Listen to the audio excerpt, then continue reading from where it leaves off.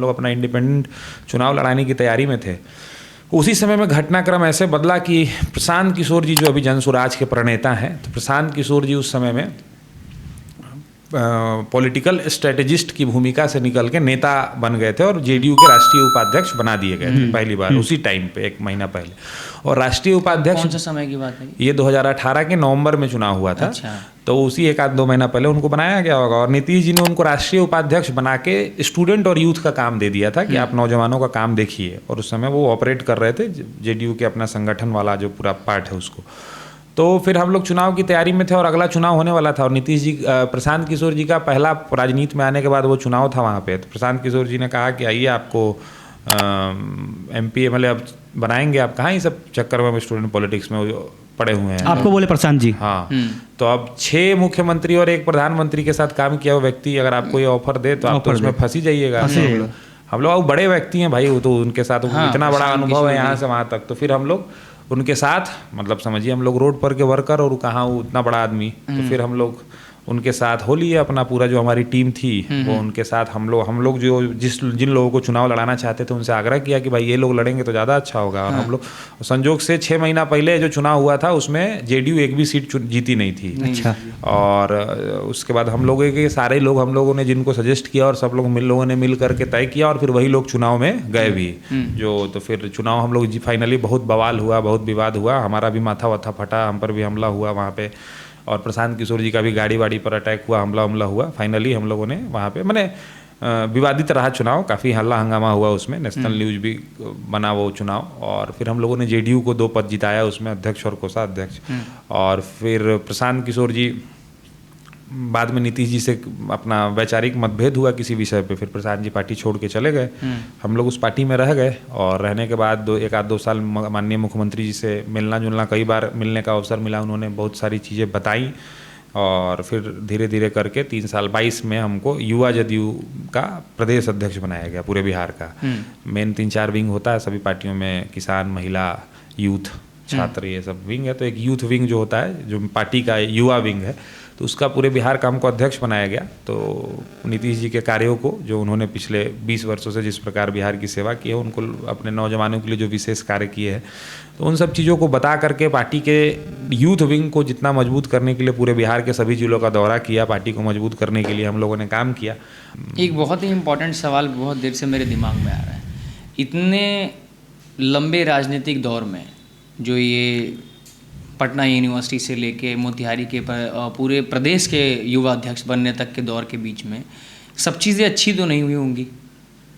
आपने केवल एक शारीरिक मुठभेड़ के बारे में बताया कि उससे मुझे शारीरिक क्षति हुई। हाँ। लेकिन उससे पहले केवल मौखिक रूप से सबसे बातें होती थी, केवल मौखिक रूप से झगड़ा होता था, गाली गलौज होता था। इससे पहले भी कोई लड़ाई झगड़ा, क्योंकि चुनावी राजनीतिक रूप से कभी ना कभी ऐसा तो होता जरूर है। अभी छात्र राजनीति में तो ये तो नॉर्मल बात है, मारपीट तक हो जाता है, रोज का घटना था वो तो मारपीट, रोज का घटना ही सब। कोई ऐसा मेमोरेबल कोई यादगार पल बताइए जो आपके साथ घटित हो, बाकी कोई बारे में नहीं। हाँ, कई बार ऐसा हुआ है कि हम लोग गिरफ्तार होकर थाने में चले गए हैं और थाने में से भागे हैं, वहाँ से बच करके। थाने में से ही भागे हैं? हाँ, 2-3 बार हम लोग थाने में से। एक बार हमारा विद्यार्थी परिषद आंदोलन कर रहा था किसी विषय को लेकर के, उस आंदोलन में हम लोगों ने पटना यूनिवर्सिटी का गेट तोड़ दिया। और गेट मतलब जो मेन गेट था वो टूट गया। वो रिपेयर हुआ गेट था, उसको हम लोगों ने ज़्यादा किसी विषय को लेकर आंदोलन कर रहे थे हम लोग। तो क्या हुआ, छात्र राजनीति में आप जब रहते हैं ऐसी अनगिनत घटनाएं हैं, आप कितना जितना सुनेंगे उतना सुना सकते हैं।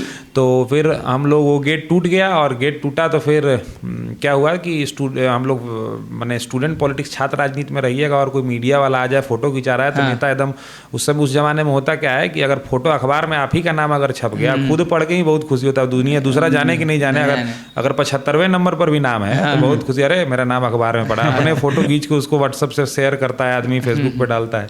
तो उस जमाने की बात है। तो उस जमाने में क्या हुआ कि गेट टूटा और कुछ बड़े चैनल वहाँ पे संजोग से होता है, कभी कभी उनको भी टारगेट होता है कि आपको जाके ये बना के लाना है टीआरपी के लिए। आज तक टीआर मैंने वो कुछ ये होता है, टारगेट होता है कि आज इस विषय पे करके लाइए। तो आज तक और इस सब टाइप का 1-2 चैनल वहाँ पे उस दिन आ गया गेट टूटने के बाद। तो सारे छात्र नेता कि हम भी बाइट देंगे उसमें उलझ गए अपना। तो उलझ गए और उलझने के बाद वहाँ पे क्या हुआ, गेट तो टूट ही चुका था तब तक। हमको एक फोटो जर्नलिस्ट थे जो फोटो खींचते थे, उन्होंने कहा कि आओ भाई चाय पिलाते हैं, चाय पिलाओ। तो हम गेट पे चाय पिला रहे थे, हम वहाँ नहीं गए बाइट देने के लिए। तब तक 2-3 गाड़ी पुलिस की आई, दोनों तरफ से घिर गए, उसमें से मैक्सिमम लोगों को उठा लिया गया जो लोग बाइट वहाँ दे रहे थे। लोग थाने में, हम लोगों ने अपने संगठन के लोगों को बताया कि भाई ये सारे लोग गिरफ्तार हो गए हैं। सब लोगों ने आए, संगठन के लोग आए और भी कई जो पार्टी के से जुड़े हुए लोग थे वो लोग आए कि भाई इन लोगों को अब छुड़ाना है, निकालना है आंदोलन प्रदर्शन में। तब तक वो थाना प्रभारी इन लोगों को भेज के और गए, वीडियो फुटेज देख रहे थे, उसमें उनको एक काला कुर्ता वाला कोई दिखा जो गेट को तोड़ने में उसकी हम भूमिका थी, काला कुर्ता वाले हम थे। तो उन्होंने वहाँ पूछा कि वो काला कुर्ता वाले कहाँ है, वो है नहीं। उन्होंने थाने में फ़ोन किया, हम थाने के बाहर खड़े थे, वो काला कुर्ता वाला है उसमें। तो बोला कि नहीं सर यहाँ तो नहीं है, वो बाहर दिख रहा है, वो लड़का आया गया है, उसको उठा के रखो, वही तो तोड़ा है काला कुर्ता गेट। तब तक फिर हम मैंने जो बोले हों एग्जैक्टली क्या हुआ, फिर हम अचानक से गए कुछ देने के लिए, तो हमको 4 आदमी आके पकड़ के अंदर ले जाके बैठा दिया। तो ये तो मेंटली आदमी रहता ही था उसमें कि घर में कई बार ऐसा हुआ है कि घर में आदमी फ़ोन करके बता दिया कि हाँ जा रहे हैं, 3 महीना के बाद हम लोग आएंगे, अब गाड़ी भी भेज दे रहे हैं। तो ऐसा तो मेंटली प्रिपेयर थे हम लोग। अपना गए, हमारे जो कुछ सहयोग मैंने साथी लोग जो वहाँ थे हमारे मैंने विद्यार्थी परिषद के और ABVP वो लोग काफ़ी मैंने हमसे जिनका अच्छा बनता था, अरे चलो एक पार्टनर बढ़ा, वहाँ जाना है, अंदर जेल जाना है, तो काफ़ी खुश। फिर बाकी जो लोग पैरवी करने वाले लोग जो आए थे जो छुड़ाने के लिए, लोग कुछ कुछ लेके जाता है ना, चाहे समोसा वमोसा, तो हम लोग अपना समोसा वमोसा खाने में बिजी हो गए। तब तक वहाँ कुछ घटनाक्रम ऐसा घटा कि थाने में थोड़ा बवाल टाइप का हो गया। अच्छा, बवाल टाइप का, जो लोग वो लोग तो पहले उठ के आए थे, हम बाद में गए थे, और मेरे आने से तुरंत पहले उन लोगों को DSP साहब भी वहीं बैठते थे, पीरबहोर थाना है वहाँ पे, तो वो लोग DSP साहब के चैम्बर में थे। तब तक था कुछ ऐसा घटना हुआ जिसके कारण वहाँ थाने में पूरा बवाल हो गया। मैंने सारे लोग अस्त व्यस्त हो गए उस बवाल को ठंडा करने के लिए। तो हम तब तक बाहर निकले तो हम देखे सामने में, और उस समय ये था कि जेल अगर आप एक बार चले गए तो फिर चुनाव नहीं लड़ सकते। तो सामने में एक सिपाही जी थे जो जानते थे हम लोग, वहीं सक्रिय, उनका नाम लव या कुछ था। तो हम पूछे क्या है, तो बोला कि नहीं छूटेगा कोई, सबको जेल भेजेगा। तो कुछ विधायक लोग भी थे छुड़ाने में, पैरवी करने 5-6 अपना जो लोग ये थे वो लोग थे, तो नहीं छूटेगा। तो फिर हम बाहर निकल के, हमको कोई पकड़ा था नहीं, वो लोग पहले से वहाँ थे, हम अकेले थे यहाँ पे। हमको बाद में ले जाया जाता वहाँ पे, चूँकि मेरा सब एंट्री होता तब। हम सोचे पीछे घूमे हैं, देखते हैं अगर चलते हैं, बढ़ गए तो अगर कोई पकड़ा तो बोलेंगे टॉयलेट गए थे, नहीं पकड़ा तो निकल लेंगे। तो फिर पीछे घूमे और कोई पूछा नहीं, फिर हम अपना रास्ते से निकल लिए वहाँ से। फिर बाद में अपना कपड़ा वपड़ा बदल के आए तो पता चला कि वही सिपाही जी की है, बताइए आप भाग गए वहाँ पे, दूसरे को पकड़ के ले जा रहे। तब तक तो फिर कोर्ट एक बार जब आप जज के सामने जब ये हो जाता है, उसके बाद तो आप चेंज कर सकते नहीं है। तो ऐसा बहुत घटना है ऐसा, मतलब हम लोग छात्र राजनीति में रहिएगा तो लड़ाई झगड़ा, छात्र ऑडियंस ये कहना है अगर आप छात्र राजनीति में हैं तो जेल जाने के लिए, मारपीट करने के लिए तैयार रहें। मारपीट उस तरीके का मारपीट नहीं होता है कि हाँ सर तो आप भी सर तो आपका भी फटा था। वो तो राजनीतिक मतलब वो करने के लिए तैयार नहीं रहे, वो तो करना गलत है, लेकिन ऐसा होता है, वो सिचुएशन होता है कि करना पड़ता है, कभी-कभी ऐसा होता है, झेलने के तैयार है। सामाजिक जीवन में आप रहेंगे तो ये सब घटनाएं हो ही जाती है कभी ना कभी। सर मेरा सवाल है आपसे, जब आप राजनीति में थे, छात्र राजनीति में, तो प्रशांत किशोर जी आपसे मिले हुए थे और उन्होंने आपको आश्वासन दिया था कि ये क्या यहाँ पढ़े हो, चलो MP विधायक तुम बनो, MLA बनो। नहीं, हम छात्र जीवन में उस समय नहीं थे। उस समय हम पटना यूनिवर्सिटी के स्टूडेंट यूनियन के अध्यक्ष हो चुके थे। और होने के बाद मेरा पूरा कार्यकाल खत्म होने के बाद तब मिले। अगला चुनाव हम निर्दलीय लड़ाने वाले थे। और प्रशांत किशोर जी को भी JDU को चुनाव लड़ाना था, वो भी अपनी पार्टी को वहाँ लड़ाना चाहते थे। ऐसे तो कोई गठबंधन होता नहीं, जब तक आपको कोई जरूरत नहीं होगा तब तक आप किसी को याद करिएगा, फोन में किसको फोन लगाइएगा जिससे आपको अभी मान लीजिए आपको यहाँ से कहीं जाना है, आपके पास गाड़ी नहीं है तो आप ओला खोलिएगा या गाड़ी ओला बुक करिएगा, या उबर या जो आजकल नया ऐप आया उससे बुक करिएगा, रैपिडो करिएगा, या फिर किसी को कॉल करिएगा। तो वैसे ही उस समय उनको लगा कि ये अभी यूनियन का प्रेसिडेंट है, किसी पार्टी में नहीं, इंडिपेंडेंट जीता हुआ है, तो उन्होंने बुलाया कि भाई यूथ का आने वाला समय है, आपको आने वाले समय में MP MLA बनिए, अब तो स्टूडेंट यूनियन के प्रेसिडेंट रहेगा, अब यहाँ आप इस सब पॉलिटिक्स में क्यों पड़े हुए हैं। तो सर इसी पे मेरा सवाल है, अभी उनकी एक अलग पार्टी बन गई है जनसुराज। उस समय जैसे आपको उस समय ऑफर मिला था, अगर अभी उनसे आपको ऐसा ही ऑफर मिलता है कि आप हमारे पार्टी में आ जाइए, हम लोग तो पहले से भी मिले हुए हैं, तो आप JDU छोड़ के उधर जाइएगा? नहीं, हम मतलब ये तो आप किसी से संबंध होना और पार्टी छोड़ना, ये तो वैचारिक, जब तक आप वैचारिक रूप से किसी से सहमत असहमत नहीं होंगे तब तक ये तो आप कैसे निर्णय ले सकते हैं। तो प्रशांत किशोर जी बिहार में काम कर रहे हैं और हम उन्हीं के साथ JDU में गए, हमको JDU में ले जाने वाले भी वही है। तो अभी हम जेडीयू में हैं, जेडीयू ने हमको इतना मान सम्मान दिया, नीतीश जी ने, हम जब स्टूडेंट पॉलिटिक्स में थे उस समय से हमारी सारी चीज़ों को हमने उस समय एज अपने आप को सबको घटना को सिलसिलेवार तरीके से बताया कि as a student union president हमने उनकी पार्टी से थे, हम इंडिपेंडेंट जीते हुए थे, हम लोगों ने जितना डिमांड किया सारा डिमांड उन्होंने पूरा किया है। 10 मिनट का समय देके 45 मिनट सीएम हाउस में हम लोग, सब अखबारों में है, सोशल मीडिया में, इंटरनेट पे है, आप सब चेक कर सकते हैं। तो उन्होंने सारा डिमांड पूरा किया जो हम आपको बोल रहे हैं। और फिर उसके बाद भी जब हम जेडीयू में जब प्रशांत जी चले गए तो हम 2-3 बार उनसे अकेले में समय मांग के हम गए मिलने के लिए, उन्होंने अच्छे से समय दे करके समझाया। तो प्रशांत जी से, नीतीश जी से, मुख्यमंत्री जी से। तो मुख्यमंत्री जी ने हमको सब कुछ बताया और फिर उन्होंने ही हमको यूथ का अध्यक्ष बनाया अपनी पार्टी का। हमसे पहले इस पार्टी में बहुत कई MP ML, हमसे जस्ट पहले अभय कुशवाहा जो अभी औरंगाबाद के सांसद हैं वो यूथ के प्रेसिडेंट थे। हमसे पहले फैसल रहमान इस जिले से ढाका के विधायक होते थे, वो यूथ के अध्यक्ष थे। इंजीनियर से कई MP ML यूथ के अरुण बाबू जहानाबाद के सांसद होते थे, वो 94 में युवा समता के यूथ के प्रेसिडेंट थे। तो नीतीश जी ने हमको युवा जदयू का प्रदेश अध्यक्ष बनाया। उसके बाद हम मेन कमेटी में, जो मूल कमेटी होती है जदयू के स्टेट लेवल की कमेटी, उसमें हम स्टेट के सेक्रेटरी बने, प्रदेश सचिव उसको बोलते हैं। फिर 1.5 युवा जदयू के बाद मेन कमेटी में सचिव रहे। और फिर अभी हम राज्य कार्यकारिणी परिषद होता है जिसमें स्वयं नीतीश कुमार जी हैं, पार्टी के सभी सांसद, विधायक, मंत्री और हर जिले से कुछ इंपॉर्टेंट लोग अपने यहाँ से, हम लोग 5 लोग हैं, हम हैं, अब्दुल्ला साहब हैं, उनकी पत्नी रजिया खातून, दोनों एक्स MLA रहे हैं, और एक आपको यहाँ श्याम बिहारी जी हैं, भुवन पटेल जी हैं और हम हैं।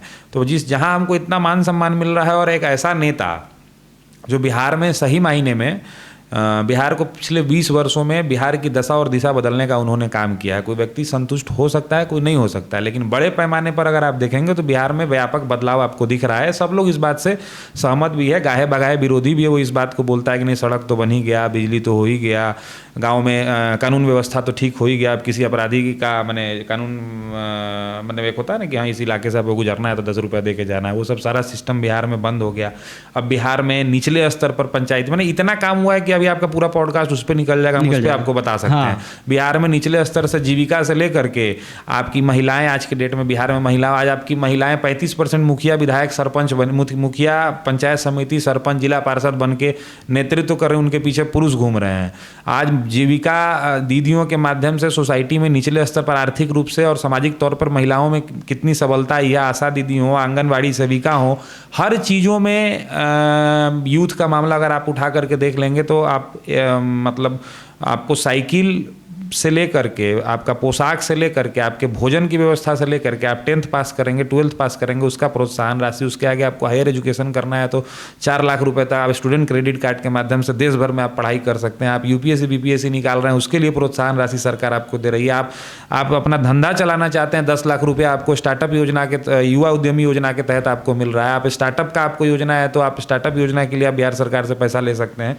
आप किसी भी क्षेत्र में उठा के देखिए, किसानों का मामला हो, युवाओं का मामला हो, नौजवानों का मामला हो, बिजली का मामला हो, सड़क का मामला हो, बिहार की स्थिति बदली है। तो नीतीश कुमार जी एकमात्र नेता हैं अभी तक मान लीजिए जो उन्होंने पूरा जीवन का 90% फेज निकाल दिया तो उसको पूरा ही जीवन आप मानेंगे।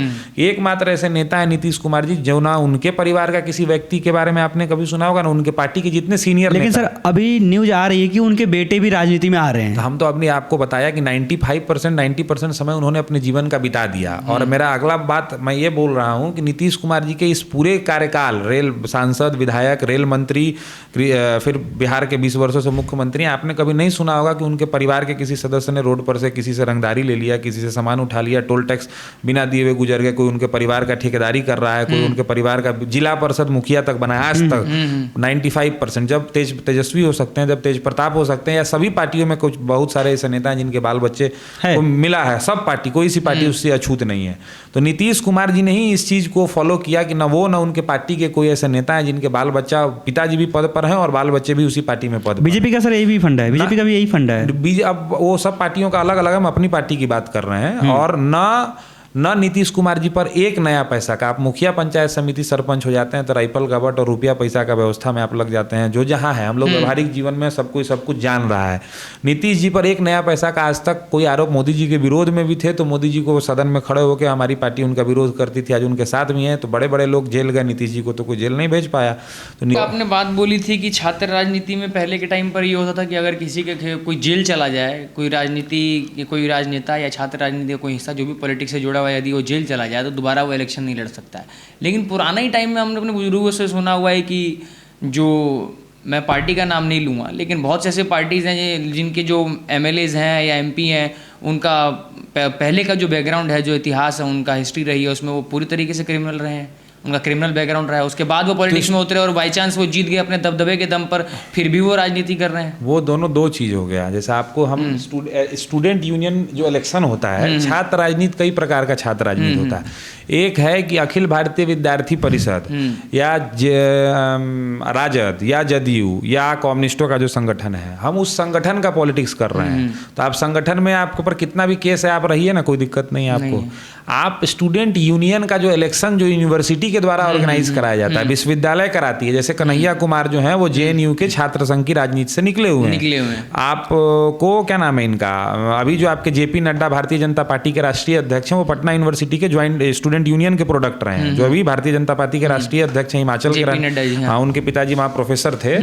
तो ऐसे ये लोग चुनाव जीत, विद्यार्थी परिषद में तो थे ही, स्टूडेंट पॉलिटिक्स में तो थे। ये लोग बजाबता स्टूडेंट यूनियन का जो विश्वविद्यालय के जो 25,000, 50,000, 1 लाख, जो जिस विश्वविद्यालय का जितना स्ट्रेंथ है, तो यूनिवर्सिटी जैसे गेम्स कराती है, वैसे ही यूनिवर्सिटी चुनाव भी कराती है।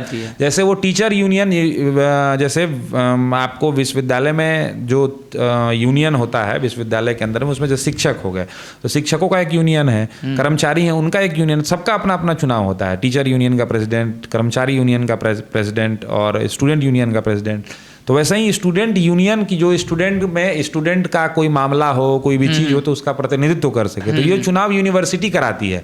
वो चुनाव में जो केस मुकदमा वाले लोग नहीं लड़ सकते हैं। आप स्टूडेंट पॉलिटिक्स करने में आपको कोई मनाही नहीं है। आप छात्र किसी संगठन से आप जुड़े हुए हैं, मेरा विचारधारा राजद का है तो हम राजद के साथ हैं, जिसका विचारधारा RSS का है वो RSS के साथ है, जिसका विचारधारा कांग्रेस के साथ मिलता है वो उसके संगठन में अपना पहले छात्र। उसका प्रोसेस ये होता है कि अब जरूरी उस 40 साल से जो चुनाव बंद था, तो उस बीच में भी तो लोग छात्र राजनीति की, ऐसा तो नहीं छात्र राजनीति बंद हो गई। तो वो लोग स्टूडेंट संगठन से जुड़े हुए थे, कोई RSS के ABVP से जुड़ा हुआ था, कोई NSUI से जुड़ा हुआ था, कोई ASF से जुड़ा था, कोई AISA से जुड़ा था, कोई SFI से जुड़ा हुआ था। विभिन्न छात्र संगठन है, विभिन्न सोच के, तो लोग वहाँ से शुरुआत करते हैं, फिर आगे धीरे धीरे मेन यूथ में जाते हैं, फिर मेन में जाते हैं, फिर आगे राजनीति करते हैं। तो मतलब मुझे भी राजनीति का इतना अधिक अनुभव नहीं है, राजनीति से मैं बिल्कुल कनेक्शन नहीं है, थोड़ा बहुत भी मेरा। लेकिन मैं सिर्फ इतना जानना चाहता हूँ कि ABVP और NSUI ऐसे जो भी ये छात्र संघ वगैरह संगठन वगैरह है, ये किसी एक पर्टिकुलर पार्टी से कनेक्टेड रहते हैं या बहुत सारी पार्टियों का? नहीं, बस एक पर्टिकुलर पार्टी से, सबका अलग अलग। जैसे हमने आपको बताया कि हर एक पार्टी का, हर एक विचारधारा का अपना अपना संगठन है स्टूडेंट लेवल पे। हाँ, स्टूडेंट लेवल पे। तो वो लोग जैसे आप उस लेवल, जैसे RSS का हो गया, ABVP हो गया, कांग्रेस का NSUI हो गया, राजद का छात्र राजद हो गया, जदयू का छात्र जदयू हो गया, और बीजेपी मतलब वही ABVP हुआ, अखिल भारतीय विद्यार्थी परिषद। RSS वो BJP का कोई नहीं है ऐसे ऑफिशियली, कोई पेपर पे कोई स्टूडेंट ऑर्गेनाइजेशन उनका नहीं है। तो लेकिन इनडायरेक्टली ABVP के स्टूडेंट्स BJP से जुड़े हुए हैं। नहीं, इनडायरेक्टली मतलब ऐसे पेपर पे आ रहे ABVP और इसका कोई संबंध नहीं है। राष्ट्रीय स्वयंसेवक संघ अपना उसका अपना अलग अलग संगठन है, अखिल भारतीय विद्यार्थी परिषद, मजदूर संगठन, मजदूर यूनियन, सेवा भारती, बहुत सारी प्रकल्प हैं जो राष्ट्रीय स्वयंसेवक संघ उसमें काम करती है। तो सभी विचारधाराओं का अपना अपना, कम्युनिस्टों का है, AISF है, SFI है, AISA है, ऐसे करके अलग अलग। अधिकतर लोग RSS को हिंदुत्व से जोड़ते हैं, हिंदुत्ववादी सोच से जोड़ते हैं, और RSS को BJP से जोड़ते हैं कि RSS ही BJP को हैंडल करता है। तो इससे क्या मतलब, अगर RSS से कोई छात्र राजनीति में कोई अगर व्यक्ति है वो राजनीति करने के लिए ABVP से जुड़ता है, तो ABVP RSS का हिस्सा है, तो क्या इससे इनडायरेक्टली ये कनेक्शन जुड़ता है कि जो विद्यार्थी ABVP से जुड़ा हुआ है वो RSS से जुड़ा हुआ है? हाँ, तो RSS अगर इनडायरेक्टली नहीं, डायरेक्टली, बट अगर इनडायरेक्टली ये कह सकते हैं कि वो हिंदुत्व को रिप्रेजेंट कर रहा है। हाँ, हिंदुत्व को रिप्रेजेंट कर रहा है राष्ट्रीय स्वयंसेवक संघ का। अलग कभी कुछ ऐसा आपको फेस करना पड़ा है कि आपके साथ कई संघ कई लोग ये बात कह रहे हो कि आप ज़्यादा हिंदूवादी बन रहे हैं, आप धर्म, वो सब तो समाज में चर्चाएं ला रहे हैं, समाज में चर्चाएं चलती रहती हैं उस तरह की। वो तो आप जाएंगे तो हम लोग का, तो आप हम लोग जब आंदोलन प्रदर्शन करते हैं तो अलग अलग नारा लगता है उसमें कि चाइना के दलालों को हम लोग कम्युनिस्टों को कहते थे, अपना अलग अलग नारा है हमारे। हम भी विद्यार्थी परिषद के, वो आप आपका सोच जिस विचारधारा के साथ है मिलता है, आप उसी विचारधारा के साथ रह के काम तो RSS में धार्मिक मतभेद होता था सभी लोग मतलब आरएसएस में ये जो एबीवीपी के द्वारा जो विद्यार्थी का संघ बना हुआ था छात्र राजनीति में, तो आपके ग्रुप के बीच में कभी ऐसा कोई धार्मिक मतभेद तो इस तरह का हम लोग हमारे रहते हुए कभी ये नहीं हुआ कि दंगा हो रहा है, कभी फसाद हो रहा है, ऐसा तो कुछ नहीं हुआ हमारे रहते हुए। अखिल भारतीय वो कैंपस में एबीवीपी का कैंपस में रहते हुए ठीक करेंगे 3 काम, प्रवेश परीक्षा और परिणाम। अपना विद्यार्थी परिषद का मूल जो और आरएसएस का जो छात्रों में उसका है कि व्यक्ति निर्माण से राष्ट्र का पुनर्निर्माण करना। सभी धर्म और पंथ के लोग उसका हिस्सा थे एबीवीपी का। हाँ, आप जो बने क्यों नहीं है, सभी धर्म और सभी पंथ के लोग अखिल भारतीय विद्यार्थी परिषद से जुड़े हुए हैं। अभी तो मैक्सिमम जितना बीजेपी के नए मुख्यमंत्री बने हुए हैं पूरे देश में, सब अखिल भारतीय विद्यार्थी परिषद से निकले हुए हैं। चाहे वो आप मोहन शर्मा हो, चाहे छत्तीसगढ़ वाले हों, या फिर इवन कांग्रेस के जो मुख्यमंत्री हैं तेलंगाना में, वो भी एबीवीपी से ही जुड़े हुए लोग हैं। तो अखिल भारतीय विद्यार्थी परिषद से जुड़े हुए अभी जो आपको रेखा गुप्ता बनी है, तो अखिल भारतीय विद्यार्थी, तो दुनिया का सबसे बड़ा छात्र संगठन है अखिल भारतीय विद्यार्थी परिषद। सर, आप हिंदुत्ववादी पार्टी से जुड़े हुए थे, हाँ? तो अभी पप्पू यादव का एक बयान आया था कि भी बजरंग दल को बैन करना चाहिए, ये दंगाई संगठन है, ये लोगों में दंगा फैलाने का काम करते हैं। तो सर उन्हें आप क्या कहते हैं? अब इस बयान पर सबका अपना अपना बयान है, सब अपने। अब हमको भी कल लोग मान लीजिए कोई काम करना है तो हम उसमें अपने सुविधा के हिसाब से बयान देंगे, जब जो व्यवस्था में रहता है। अब पार्टी पॉलिटिक्स है तो इसमें मान लीजिए आप परिवार में ही हैं, तो परिवार में आप किसी व्यक्ति के प्रति आपका सोच आज कुछ है, कल वो अच्छा आपके लिए काम करते तो सोच बदल जाता है। तो राजनीति तो पूरा ओपन चीज़ है। अब पप्पू जी को आज दंगाई लग रहे हैं, कल के अच्छा लग सकते हैं, परसों खराब लग सकते हैं। ये अपना अपना स्टेटमेंट सुविधा के हिसाब से राजनीति में लोग देते रहते हैं, उस पर बहुत कमेंट करने से बहुत कोई फायदा नहीं है। सारे लोग, मेरा मानना बस इतना है कि सभी लोग अगर पॉजिटिव तौर पर, अगर कोई कास्टिस्ट है तो अपने कास्ट के लिए अच्छा काम कर दे, 4 लड़कियों की शादी करा दे, 4 कमजोर लोगों को पढ़ा दे। अगर कोई धार्मिक है तो अपने धर्म के 4 लोगों के लिए काम कर दे, तो सोसाइटी का विकास हो जाएगा, सोसाइटी आगे बढ़ेगा, समाज का विकास हो जाएगा। मैंने पहले सुना था, कुछ समय पहले आपके बारे में सुनने का मौका मिला कि जिस टाइम पे आप छात्र राजनीति कर रहे थे तो जो दंगे में आपके सर पर क्षति पहुंची थी, आपको चोट लगी थी, उस टाइम पे आप पर वार करने वाले लोग जो पप्पू यादव के द्वारा भेजे गए थे? नहीं, पप्पू यादव जब चुनाव, उनका कोई कनेक्शन था? हम जब चुनाव लड़ रहे थे तो उस समय हम जब अध्यक्ष बने तो दूसरे नंबर पर जो थे गौतम आनंद जी, तो वो पप्पू यादव जी की ही पार्टी के उम्मीदवार थे। तो उस समय में हम लोगों का संघर्ष चल रहा था, संघर्ष हुआ था। तो उस टाइम पे कोई शारीरिक रूप से कोई नहीं, ऐसा वो देखिए एक्चुअली है क्या कि संघर्ष चला, लड़ाई झगड़ा हुआ, दोनों तरफ से लड़ाई झगड़ा होता है। जब इस तरह से कोई एक तरफ से तो लड़ाई झगड़ा होता नहीं, तो लड़ाई उस उम्र में, हाँ, तो दोनों तरफ से लड़ाई झगड़ा हुआ और उन सब चीजों के हम लोगों ने विश्वविद्यालय में ही गाड़ के फिर आगे निकल गए। अगर मान लीजिए कि लड़ाई है तो कोई जमीन की लड़ाई थी नहीं कि हमको चलाना है, और झगड़ों को आप जितना काटेंगे उतना आपका आगे का रास्ता। हम लोग पॉजिटिविटी के साथ हमेशा जीवन में काम करना चाहिए। ऊपर वाले के मतलब कृपा से ऐसा हमेशा फील किए हैं कि आप जितना इन सब चीज़ों को काट के चलेंगे तो उस झगड़ा को, अगर मान लीजिए जो लड़ाई हुआ, मेरा सर फटा, उस झगड़े को अगर हम ले करके चलें, या जब मेरे छात्र जीवन में कई घटनाएं घटी, किसी से अच्छा किसी से खराब, उस घटना को आप लेके अगर आगे चलेंगे तो फिर आप जीवन में उसी में उलझ के रह जाएंगे ना, आप आगे का काम नहीं कर पाएंगे। 2-3 बार लड़ाई झगड़ा हुआ पूरे चुनाव के प्रोसेस में। तो आपको देखना होगा कि नेचर क्या है उसका, समझ रहे हैं मेरी बात को, कि अगर आपको नेचर क्या, अगला आदमी आपके साथ जो लड़ाई, एक होता है कि हाँ जैसे सरकार के ऊपर बराबर ब्लेम लगाया जाता है कि भाई क्राइम कंट्रोल नहीं हो पा रहा है, तो सरकार कौन सा क्राइम कंट्रोल कर पाती है? Organised crime. जैसे तो ऑर्गेनाइज्ड क्राइम कंट्रोल किया जा सकता है और उसको झेलना भी मुश्किल है, मतलब कि हाँ भाई हम रंगदार हैं, हम ऐसे हैं वैसे हैं।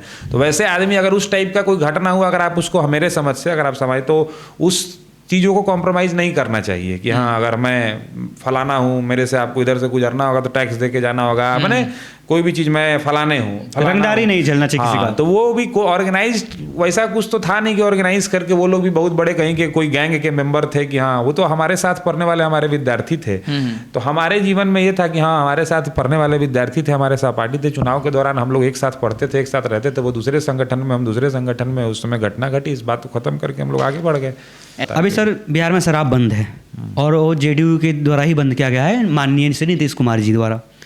और 300 लोगों की, अभी फिलहाल कुछ दिन पहले 300 लोगों की जो घरेलू शराब होती है, घरेलू शराब जो बनती है जहरीली, उस पीने के बाद से मौत हुई।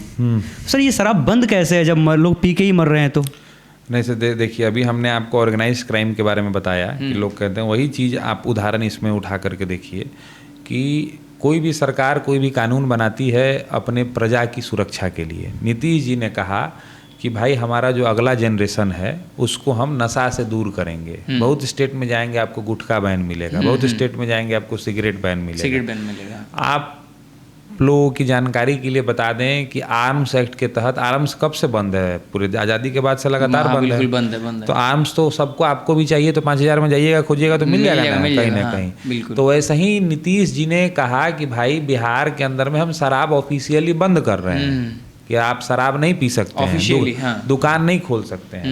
अब अगर हमको अभी हम 112 पे फ़ोन करते हैं, नीतीश जी के राज का इकबाल ये है कि आप अभी लाइव कैमरा पर 112 पे फ़ोन करिए और अगर 10 मिनट में आपके पास पुलिस नहीं आएगी, पुलिस क्या करेगी कि जनता अगर शिकायत करेगी या कोई पेटी लेके बैठा हुआ है तो उसको पकड़ लेगी कि नहीं आप नहीं बेच सकते हैं। तो सरकार ने नियम लगाया कि भैया आपको मेरे स्टेट में शराब आपको नहीं पीना है, ये आपके स्वास्थ्य के लिए हानिकारक है, आप दूध पीजिए, आप नीरा पीजिए। नीतीश जी का ऐसा सोच है कि हमारे नौजवान स्वस्थ हों।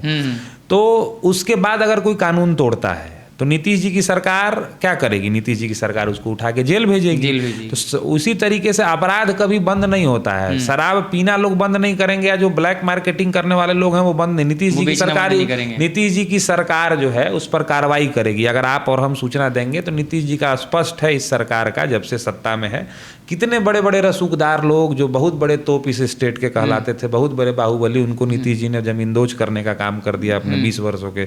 आप अगर यह बताएंगे कि फलाने जगह शराब मिल रहा है, फलाने जगह तो शराब का, आप 112 पे फ़ोन करिए, अगर पुलिस वहाँ नहीं पहुँचती है, उस पर कार्रवाई नहीं होती है, तब ना नीतीश जी को आप दोषी बोलिएगा कि शराब कहाँ बंद है। तो आप ऐसे सारी घटनाएं जो हैं, जैसे दहेज, कहीं ना कहीं सर अगर नेपाल से, बंगाल से, यूपी से शराब अपने स्टेट में आ रहा है, ड्राई स्टेट में आ रहा है बिहार में, तो हमारी पुलिस की भी तो यहाँ कमी है ना। तो अगर बॉर्डर क्रॉस हो रहा है, हम आपको बताएं ना कि आर्म्स एक्ट आज़ादी के समय से बंद है। हथियार कहाँ से आ रहा है? 5000 में मिलेगा कि नहीं आपको? मिलेगा। आपको जितना चीज़ बैन है सोसाइटी में, व्यवहारिक चीज़ नहीं समझना, मीडिया में या माइक पर या कहीं बैठ के व्यवहारिक जीवन से नहीं दूर जाना चाहिए। हम पूछ रहे हैं, बहुत सारी चीज़ें बैन हैं। आप सरकार का, अच्छा हम आपको यहाँ भी अपने घर में मिलाया, हमने आपको हलवा खिलाया, हम उस हलवा में जहर अगर सल्फास का गोली मिला के आपको खिला देते तो पुलिस वाले को पता चलता कि दिव्यांशु जी 4-3 गो यूथ है, बेचारा नया अभी काम शुरू किया, उसको बुलाया घर पे इंटरव्यू के लिए, उसको जहर देके मार दिया।